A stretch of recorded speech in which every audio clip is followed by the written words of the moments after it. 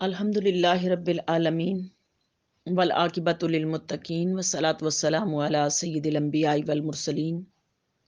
والحمدللہ رب العالمین۔ قال اللہ تبارک و تعالی فی القرآن المجید والفرقان الحمید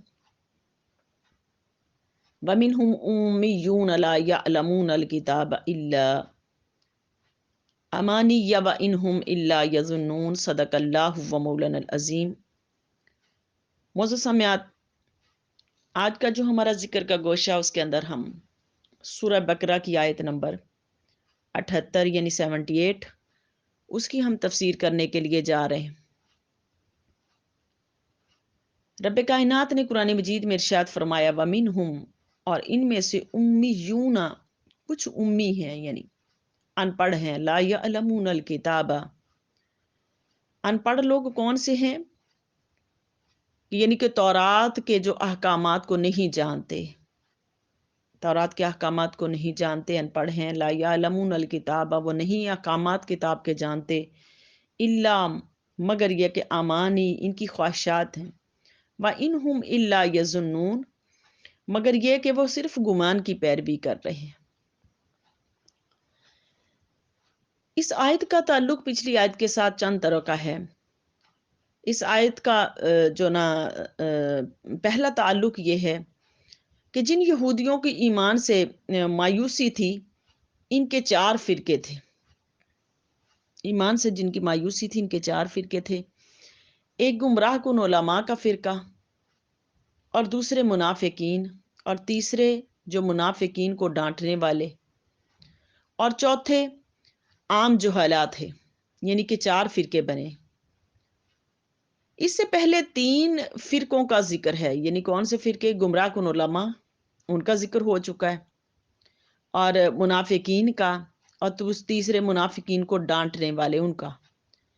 اب چوتھا ذکر جو اس کے اندر آ رہا ہے وہ ان کا ہے جو بالکل بھی نہیں تورات کے احکامات کو جانتے، یعنی وہ صرف تورات کو پڑھتے ہیں لیکن احکامات کو نہیں جانتے، ان پڑھ ہیں، بالکل بھی وہ نہیں جانتے۔ جیسے آج ہمارے کچھ وقت و فکر کچھ لوگ ایسے ہیں جو قرآن کو بالکل بھی نہیں پڑھے ہوئے، کچھ قرآن کو پڑھے تو ہوئے ہیں لیکن قرآن کے احکامات کو نہیں جانتے۔ اسی طرح ان کے اندر بھی ایسے ہیں کہ جو بالکل ان پڑھ ہیں، وہ بالکل نہیں جانتے۔ یہ امی ان لوگوں کو کہا گیا کہ جو بالکل بھی نہیں تورات کو جانتے تھے، پڑھے ہوئے نہیں تھے۔ اب یہ ان کے احوال اس کے اندر بیان کیے جا رہے ہیں۔ اور دوسرا تعلق، اس سے پہلے ان یہود کے ایمان سے نا امید کیا گیا، اب یہ بتایا جا رہا ہے کہ ان کی بے ایمانی کی ایک وجہ جو نہ نہیں ہے بلکہ بہت ساری وجوہات ہیں، اور ان میں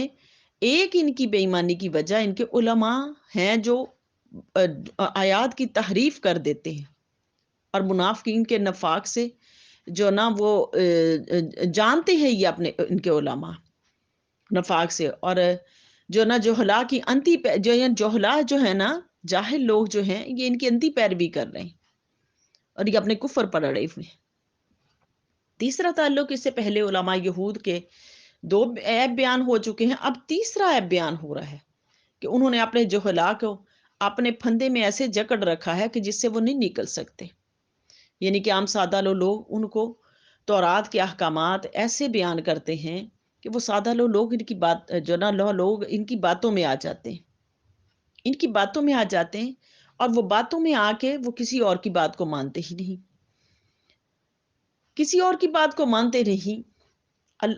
جو نا تفسیر اس کے اندر یہ ہے کہ وَمِنْهُمْ امیون، امیون ہم کا مرجع جو ہے نا، جو اس کے اندر وہ یہودی ہیں جن کی ایمان سے مایوسی ہے،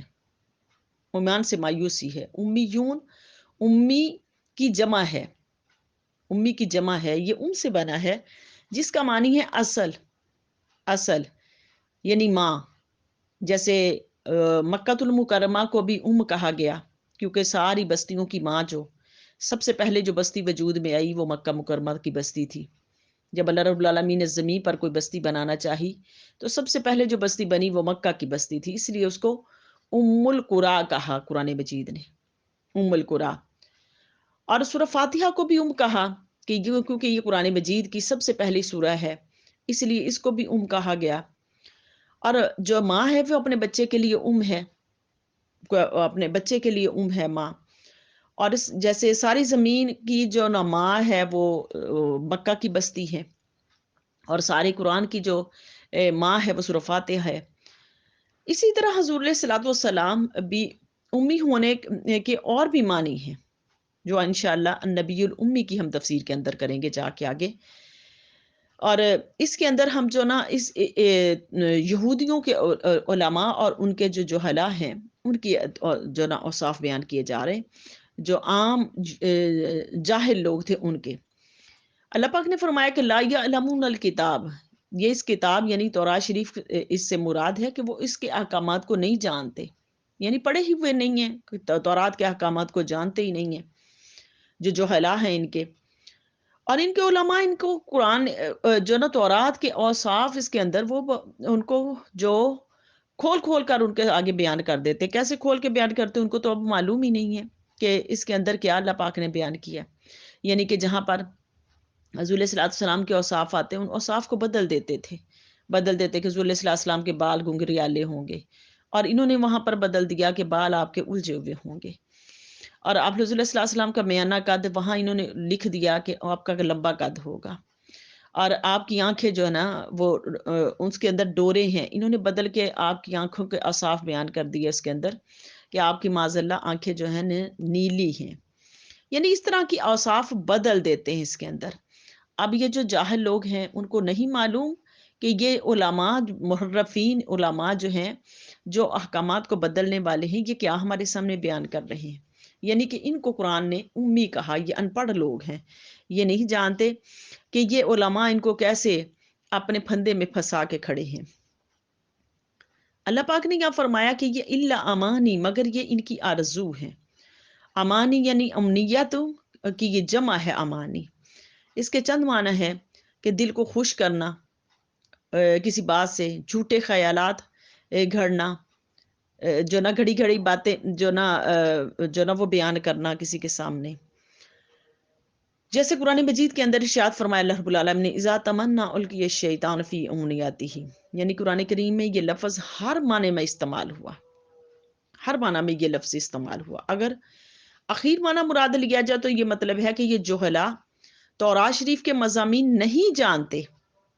تورات کے مضامین نہیں جانتے، نہ اسے پڑھ سکتے ہیں، بلکہ جو ان کے علماء ان کو پڑھ کر سناتے ہیں، جو ایمان لے آتے ہیں، جو نہ لے آتے ہیں ان کو پڑھ کے یہ نہ تورات کے احکامات سناتے ہیں۔ حضرت عبداللہ بن عباس فرماتے ہیں کہ اس کا معنی یہ ہے کہ وہ تورات نہیں جانتے، مگر صرف بغیر معنی سمجھے زبانی پڑھ لیتے ہیں اس کو، یعنی کہ ابن عباس کہتے ہیں کہ زبانی پڑھ لیتے ہیں، جیسے آپ آج ہمارے سادہ لوگ قرآن کو پڑھ لیتے ہیں لیکن اس کے معنی کو نہیں سمجھتے، اسی طرح یہ لوگ بھی تورات کو پڑھ تو لیتے تھے، یعنی اس کے معنی کو نہیں سمجھ پاتے تھے، اس کے معنی کو نہیں سمجھ پاتے تھے۔ تو بعض مفسرین نے یہ معنی بھی بیان کیا امانی سے کہ وہ جھوٹی گڑھی ہوئی باتیں مراد ہیں، جھوٹی گھڑی ہوئی باتیں مراد ہیں اس سے، یعنی کہ یہودی علماء سے سن کر بے تحقیق مان لی گئی تھی جو باتیں، یعنی کہ وہ جو بغیر سوچے سمجھے اپنے علماء سے وہ سن کر انہوں نے ان باتوں کو مان لیا تھا۔ یعنی کہ وہ باتیں کون سی تھی کہ جیسے یہود کہتے تھے کہ ہم اللہ کے محبوب ہیں، اس کے بیٹے ہیں، جو چاہیں ہم کرتے پھریں، یعنی کہ ان کا علماء کہتے تھے ہماری پکڑ نہیں ہو سکتی، ہمارا باپ جو نہ دادا خدا کی مرضی بدل سکتے ہیں، اللہ کی مرضی بدل سکتے ہیں، اور اللہ ہم کو نہیں پکڑے گا، وہ جبرن چھڑا دیں گے ہمیں، یعنی ہمارے باپ دادا ہمیں چھڑا دیں گے۔ یا یہ کہ یہود کو 7 یا 40 دن سے زیادہ عذاب نہیں ہوگا، وہ کہتے تھے کہ ہم نے 7 دن یا 40 دن بچڑے کی پوجا کی تھی، اس لیے ہمیں 7 دن یا 40 دن عذاب ہوگا، اس سے زیادہ عذاب نہیں ہوگا۔ اور ان کی یہ باتیں تھی یہود کے علماء کی کہ یہود کی جو شریعت ہے قیامت تک باقی رہے گی، کبھی منسوخ نہیں ہوگی، یہ نبوت رسالت بنی اسرائیل کے ساتھ ہی خاص رہے گی، غیر اسرائیل میں نہیں جا سکتی، یعنی اس طرح کی یہ باتیں کرتے تھے، اس طرح کی باتیں کرتے تھے ان کے علماء۔ یہ ان کی علماء کی گھڑی ہوئی باتیں تھی جو عام بندوں کو بھی یہ بتاتے تھے۔ تو اللہ پاک نے فرمایا کہ یہ گمان کرتے ہیں، وَإِنْهُمْ إِلَّا يَظُنُّونَ، مگر یہ ان کا ہی اپنا گمان ہے، یہ اپنا ان کا گمان ہے، یہ اعتقاد کر کے بیٹھے ہوئے اسی طرح۔ تو آج بھی دیکھیں کہ جو بے دین ہے وہ اسلام کی طرف آ رہے ہیں، اسلام کی طرف آ رہے ہیں۔ آج بھی دیکھا گیا ہے کہ جو پڑھے لکھے جو ہندو ہیں وہ مسلمانوں کے ساتھ رہتے ہیں، اور مسلمانوں کے جو ساتھ رہتے ہیں اور مسلمانوں کے طور طریقے دیکھ کے وہ اولیاء اللہ کے مزارات پر بھی حاضری دیتے ہیں۔ جو پڑھے لکھے کچھ جو نا ہندو ہیں وہ ان کو دیکھیں اور کہ وہ مزارات پر بھی حاضری دیتے ہیں، اور قرآن پاک کو، یعنی کہ ان کے بچے اگر بیمار ہو جائیں تو قرآن پاک پر پڑھا کر دم کرواتے ہیں، مسجدوں کے دروازے پر جا کے کھڑے ہو جاتے ہیں اور ان کی خاک جو اپنے بیماروں کے جسموں پر ملتے ہیں کہ ہمیں جو شفا مل جائے۔ عیسائیوں کے اندر بھی ہم نے ایسی سوسائٹیاں جو نا دیکھی ہیں، ایسی سوسائٹیاں جو قرآن مجید کی طرف آ رہی ہیں، قرآن مجید کی طرف آ رہی ہیں۔ اور ہندوؤں میں بھی کچھ ایسے ہیں جو پڑھے لکھے ہیں کہ جب ان کی کچھ ہیں ان کے اندر جو پائے جا رہے ہیں کہ جب ان کے جان کنی کا مرحلہ آتا ہے تو اس وقت وہ لوگوں کو کہتے ہیں، مسلمانوں کو کہتے ہیں کہ آؤ ان کو کلمہ پڑھاؤ تاکہ جان کنی کا مرحلہ آسان ہو جائے، یعنی کہ مسلمانوں کے اعمال کی طرف وہ آ رہے ہیں۔ تو اللہ پاک نے یہاں پر فرمایا کہ یہ چھپا رہے ہیں نا سارے، تو یہود کے علماء جو نا یہ ان ساری باتوں کو چھپا رہے ہیں، کیونکہ یہ بار بار یہودیوں کا ذکر کیوں ہو رہا تھا کہ مدینہ کے گرد و نواح میں یہود کے قبائل جو نا بستے تھے، یہود کے قبائل تھے، یہ رہتے تھے یہود کے قبائل، اور یہ قبائل جو تھے یہ رسول صلی اللہ علیہ وسلم سے بغض اور عداوت رکھتے تھے، اس لیے یہ بار بار آیات اللہ پاک نے کھول کھول کے بیان فرمائی، کھول کھول کے بیان فرمائی اور فرمایا وَهُمْ يَظُنُّونَ، وہ نیری گمان کی پیروی ہی کر رہے ہیں،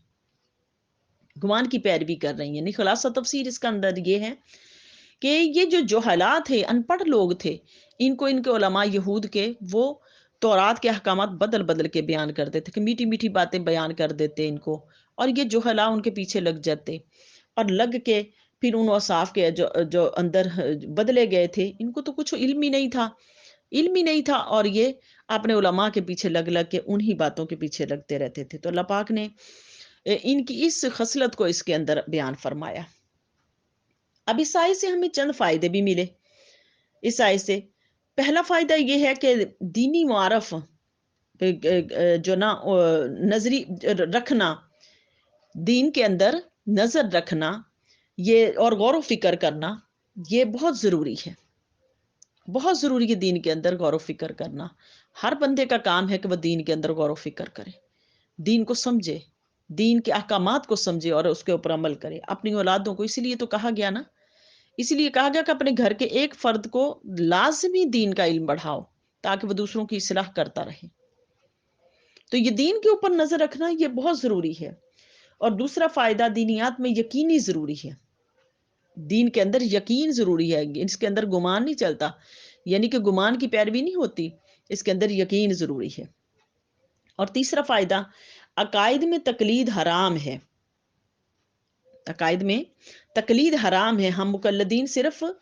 فروعات میں جو فروعات کی جو آیتیں ہیں اس کے مقلد ہیں، یعنی کہ ہم جب جو نا ہم فروعات کے مقلد ہیں، عقائد میں ہم توحید اور رسالت، حشر اور نشر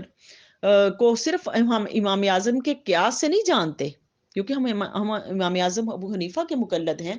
تو ہم عقائد کے جو اندر آیات ہیں ہم ان کے امام ابو حنیفہ کے مقلد نہیں ہیں، ہم صرف فروعات کے مقلد ہیں، عقائد کے ہم مقلد نہیں ہیں۔ وہ جو قرآن حدیث کے اندر بیان کیا گیا اس کو ہم کھل کھل کے ہم بیان کرنے والے، اس پر ہم کھلے طور پر عمل کرنے والے ہیں۔ اور چوتھا فائدہ اس کے اندر یہ ملا کہ گمراہ کن علماء ان پیروں جیسے ہی ہیں، یعنی کہ ان کے جو گمراہ کن علماء جو تھے وہ عام سادہ لوگوں کو بہکا رہے تھے اور خراب کر رہے تھے۔ آج امت مسلمہ کے اندر بھی جو جاہل پیر ہیں ان کا بھی عالم یہی ہے کہ وہ عوام کو اسی طرح خراب کر رہے ہیں، سادہ لوگوں کو اسی طرح خراب کر رہے ہیں، یعنی کہ ان کو اس سے عبرت پکڑنی چاہیے کہ وہ ان کے علماء ہم لوگوں کو خراب کر رہے تھے، ان پیران عظام کو، ان مشائخ کو بھی کہ اس سے بھی ہماری گزارش ہے کہ وہ عام لوگوں کو خراب نہ کریں، بلکہ خود بھی دین کی طرف آئیں، خود دین کا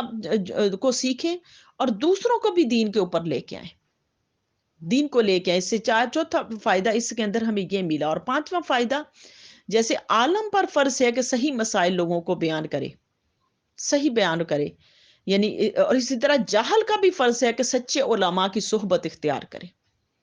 سچے علماء کی، یعنی کہ ہر چمکتی چیز سونا نہیں ہوتی کہ یعنی ہر عالم کے پیچھے ہی پڑ جائے کہ یہ کسی کی بات کو جو نہ سن لیا اسی کے پیچھے پڑ گئے، نہیں، اس کے اوپر بھی غور و فکر کرے کہ کون بہتر ہے،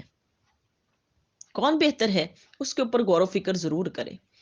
اور چھٹا فائدہ یہ ہے اس کے اندر، خود دین سے بالکل بے خبر رہنا سخت جرم ہے، سخت جرم ہے۔ عقائد اور ضروری مسائل سیکھنا یہ ہر مسلمان کا فرض ہے۔ آج جو نا عقائد سینا ہر مسلمان کا فرض ہے، اپنے بچوں کو سکھانا یہ ہر مسلمان کا فرض ہے۔ میں نے کئی لوگوں کو ایسے دیکھا ہے، آپ یقین مانو، میں ایسے ایسے لوگ، ایسے ایسے مکتبہ فکر کے اندر گئی کہ میں نے عورتوں کو بحث کرتے ہوئے دیکھا، اور جب ان کے علم کو ٹٹولا گیا، ان کے علم کو پڑا گیا، تو ان کے علم کا حد یہاں تک تھی کہ بس میں کچھ بیان نہیں کر سکتی۔ اللہ پاک ہمیں ہدایت دے کہ صرف ہم علماء سے سنا کر ہم سنی ہیں، اور کئی اہل حدیثوں کو بھی ہم نے سنا، کئی مکتبہ فکر کو میں نے ایسے سنا، کیسے کہ وہ حدیث کو نا کا نام تو لیتے ہیں، لیکن حدیث کی صحیح جو جو علم ہے اس کو نہیں جانتے۔ اور میں نے خاص کر کے، کیونکہ میرا زیادہ تر میرا ربط خواتین کے ساتھ رہتا ہے، میں نے ایسی ایسی عورتوں کو دیکھا، آپ یقین مانو 1% بھی ان کے پاس علم نہیں ہوتا، صرف علماء سے سنا کے آئی ہوتی ہیں، 1% بھی علم نہیں ہوتا، لیکن اس قدر بحث رہی ہوتی، نہ انبیاء علیہ الصلوۃ والسلام کی تعظیم ہے، نہ انبیاء علیہ الصلوۃ والسلام کی تکریم ہے، نہ ان کا ادب ہے، نہ کوئی قرآن حدیث کی جو نہ علم کا ان کو جو نہ صحیح علم ہے ان کو قرآن حدیث کا، لیکن کیا ہے کہ اپنے علماء کو سن کے آ کے صرف فضول کی بحث میں پڑی ہوئی۔ اور مجھے ان لوگوں پہ اس قدر افسوس ہوتا ہے، اس قدر افسوس ہوتا ہے، اور کہ اپنے لوگوں سے ان لوگوں سے سنا کے علم لے لیتے ہیں، لیکن اس کے اوپر عمل نہیں ہے۔ تو اللہ رب العالمین کی بارگاہ اقدس میں ہماری التجا ہے، میری التجا ہے کہ اللہ ہمیں علم نافع دے اور عمل صالح دے، اور قرآن حدیث کے فیض و برکات ہم اللہ ہمیں ہماری نسلوں، ہمارے والدین کی نسلوں کے نصیب میں کر، اور اللہ کل امت کو اس کا جو نہ اس کے فیض و برکات نصیب فرما، اور اللہ اس قرآن مجید کی برکات سے ہماری دنیا آخرت کو بہتر فرما، اور اس قرآن کو حق سچ اللہ کریم بیان کرنے کی توفیق عطا فرما، وما علینا الا البلاغ۔